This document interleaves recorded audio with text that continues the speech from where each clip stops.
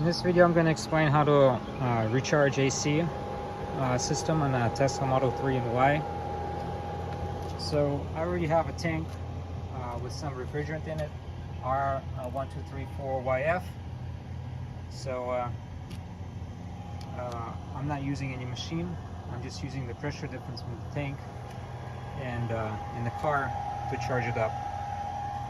So you need to use a weigh scale to weigh the tank. Write down that number before you start filling it. Oh, before this step, you gotta vacuum out the refrigerant system. So I'm not gonna show that because it's the same for all cars, I guess. So after you vacuum out the system and then hook it up so that there's no air in the lines anywhere, only refrigerant.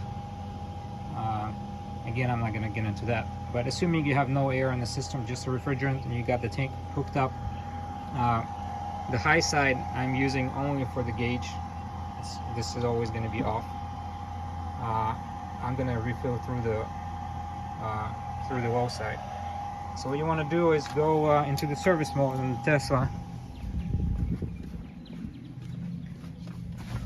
Once you're in the service mode, you need to go to the thermal actions and then press the test HVAC performance button. That will start the AC system, so it's running, so that the compressor is running. And then you need to wait for this gauge to go pretty low. On mine it was like about 2. And then once it's low, the compressor is basically going to be sucking everything out of the low side into the high side. And then you need to unscrew these to connect the system to the tank slowly, and you're going to see the gauge jump up.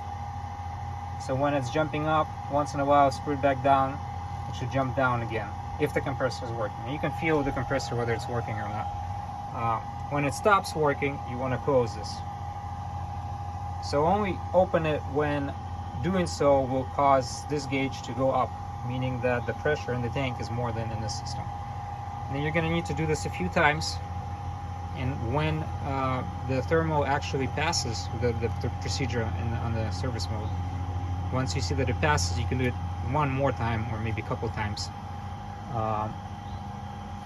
Because on my, I didn't actually fill 1,000 grams for some reason. I'm not sure why. It's not really. It's a little less than that.